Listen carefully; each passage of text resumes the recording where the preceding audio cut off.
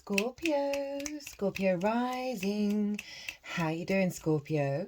This is your reading for your full moon, my loves. Hello and welcome. My name's Chloe. I work with card divination, astrology, and as you just heard, right, and as you can see, I channel multi-dimensional energies through my body, both in the form of physical and vocal light language. All of this is going to bring in healing, attunement, and activation codes to the messages that want to come through in this reading. We're dealing with the full moon. It's happening on the 12th of May 2025 on the moon's day. I've just finished the collective reading. That was pretty intense. If you want a deeper understanding of the astrology, of the intention of this full moon, pause this video, go watch the collective. I go into a lot of detail. There's basically the whole chart's involved in this moon. It's damn powerful. There's no getting around it. And there's some intense energy. There's some difficult energy as well as very profound transformative energy, because they tend to be the same thing. So as I said, if you want a deeper understanding of your full moon of the year, pause this video, go watch the collective, and then come back to see how it affects the Scorpio area in your chart. Now, I read for the rising sign. So for those of you who do not have Scorpio in the first house, look to the house it does fall in.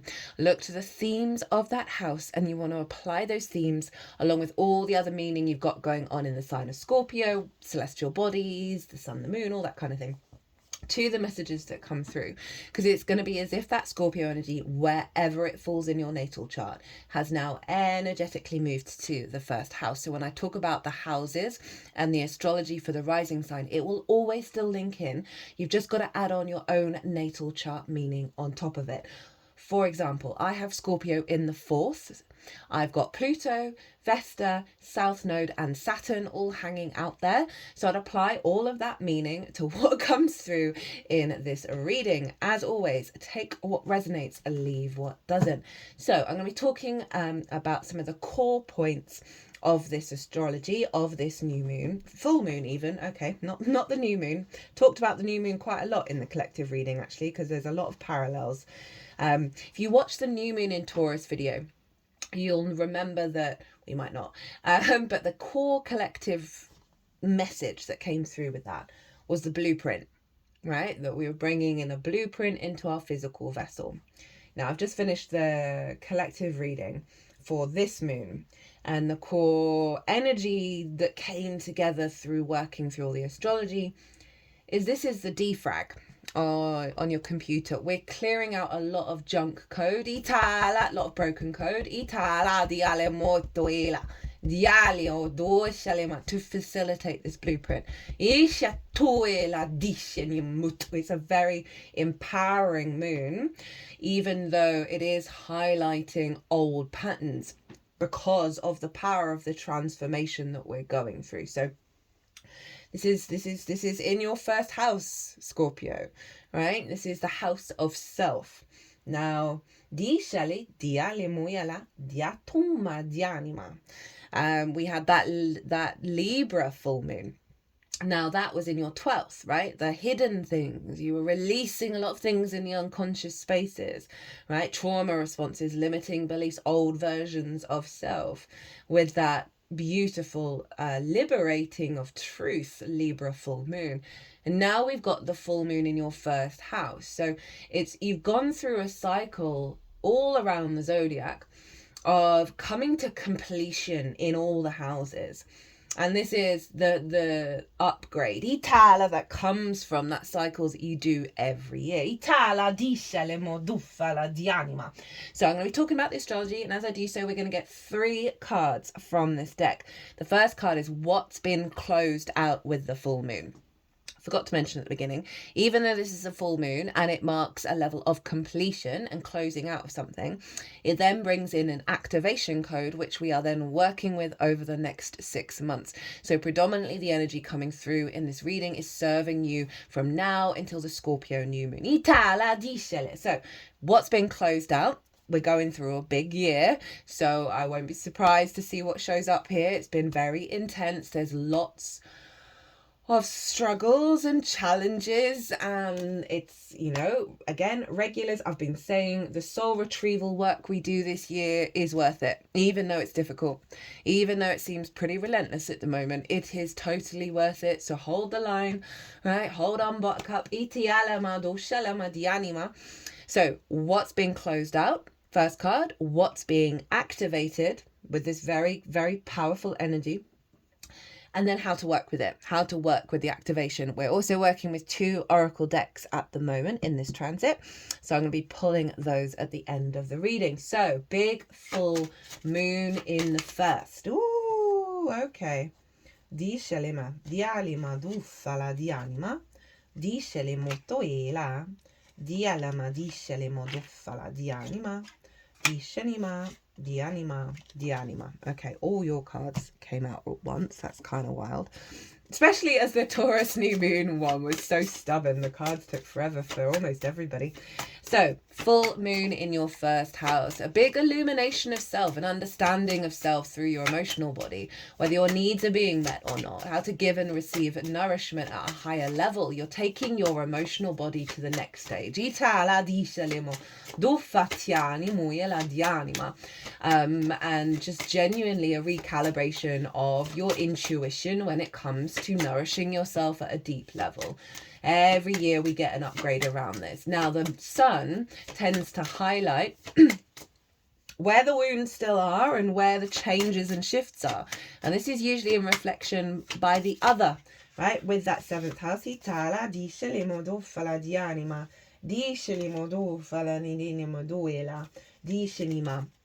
And the other are one-on-one important relationships in your life.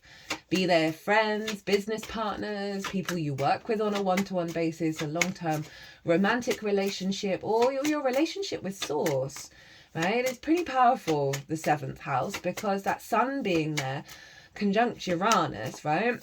On one side, I can see a lot of wounds around the other being released with this, right? The other can kind of take us over, right? Depends, you know, what kind of love languages we learned early on, whether we've got abandonment issues or self-worth issues, which we all do collectively, right? No matter how good our growing up was. And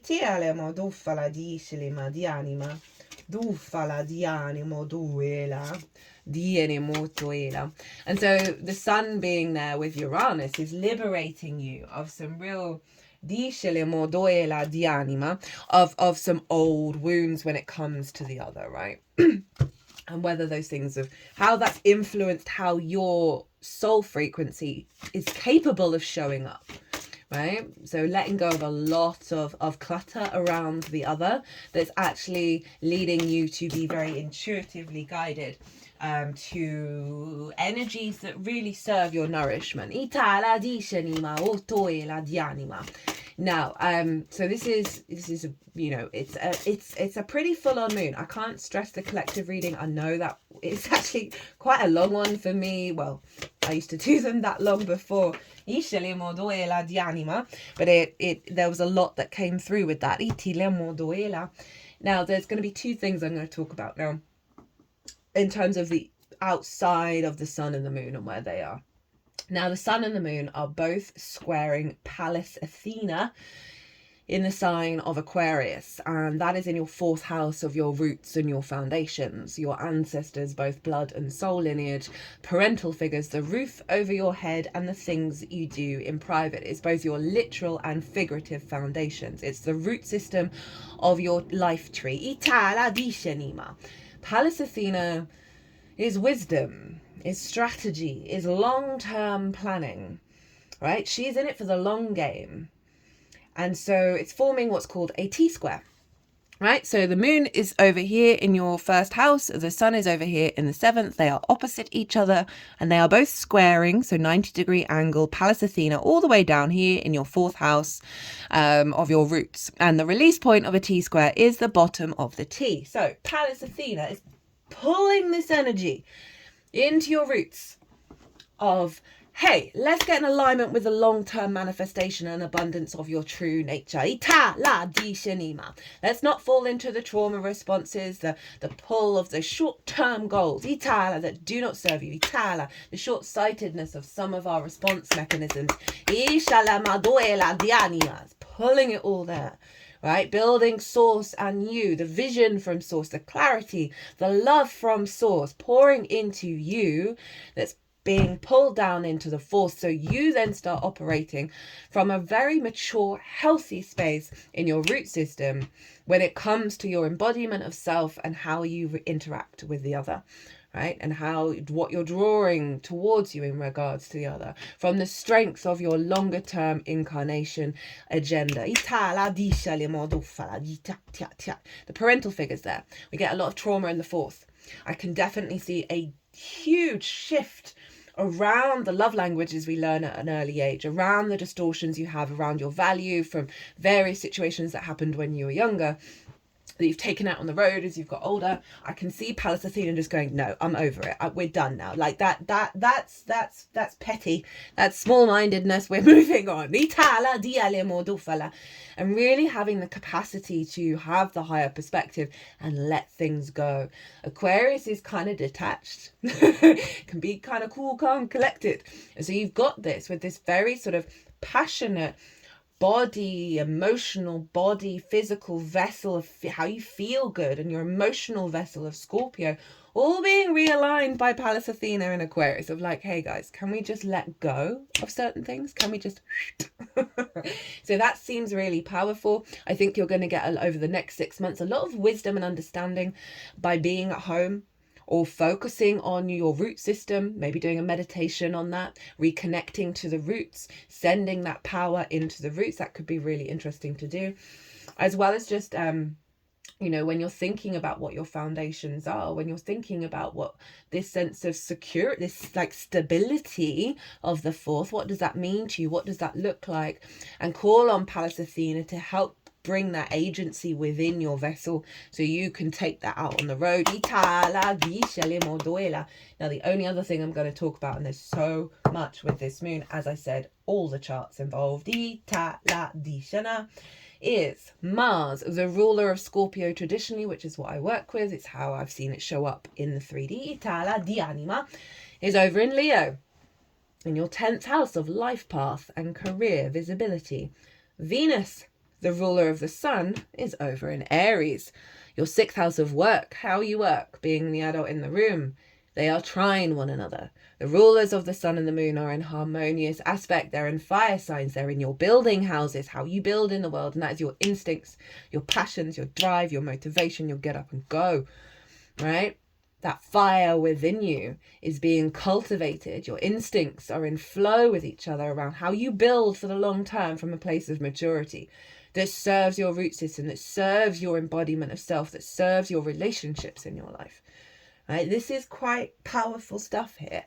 And it is, as I said, it's the defrag of the code around fear, the code around scarcity, and embodying this instinctive, passionate fire that serves us in the long term. Right, you've got your cards there, all out there. The 3 came all out together. So, this is what's being closed out with this full moon. Right? What energy is coming to an end? We got the 6 of Pentacles in reverse. Now, the 6 of Pentacles in the upright is all about reciprocity and balance, right? Of moving beyond the scarcity of the 5 of Pentacles, of being supported, of feeling nourished, of feeling that there are new possibilities to come, right? It is a very generous card. For me, when I first started using the tarot, this would come out a lot in regards to Saturn, right? That the sense of an energy that has a level of maturity, a level of understanding, able to give to the, to that which is struggling. Right? So this is in reverse. So there's this sense of reciprocity and imbalance, and not feeling supported and not feeling you're able to access the new timelines, which is what this card activates in the 3D. It's closing out. So if we think about it in terms of your sense of self, right, how you move through the world, through your actions and your deeds, right, how other people see you. But I'm really just want to focus on your sense of self feeling out of balance, feeling blocked in terms of reciprocity of what you can give to yourself and what is given to you by others and what you give to others, and this sense of lovely flow of support and nourishment. Again, the new timeline outside of scarcity, of feeling like that's blocked and that's never going to manifest. This is being closed out.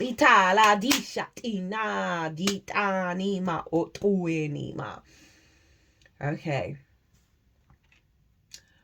What's being activated with this moon? Perfect. The Fool, the beginning of the major arcana. Now the Fool is off on that new timeline, off out on an adventure, being governed by the sun, propelled forward by the sun. All those mountains, they represent a higher perspective. Ooh, I like that when that flashes like that.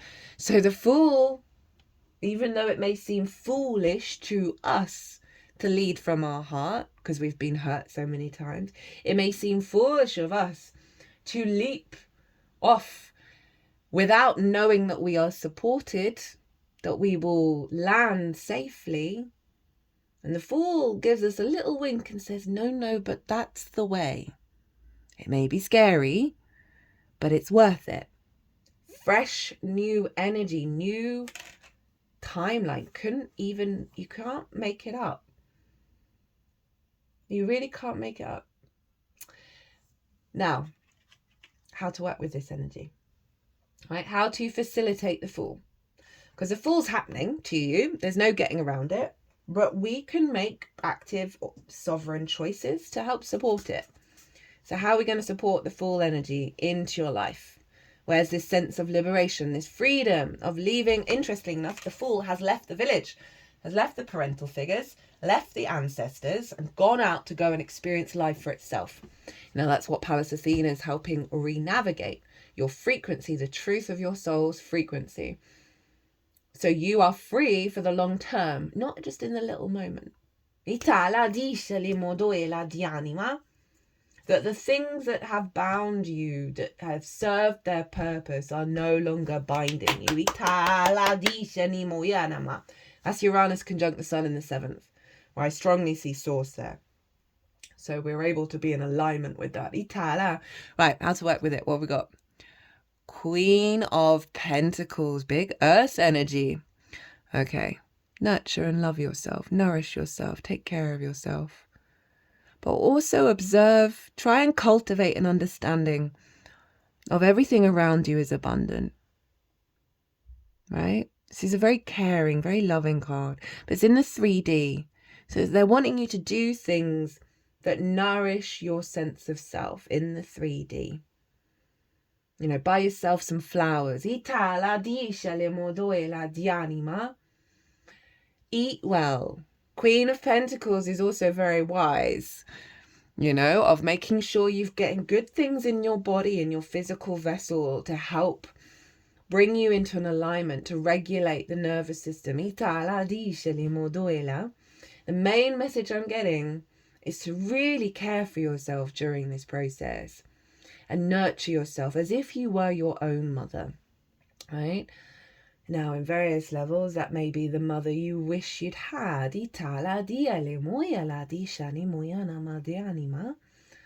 With this understanding of fertility, of the possibilities, right? We've got the Fool here. I said a new timeline, right? So this is your maternal energy coming in.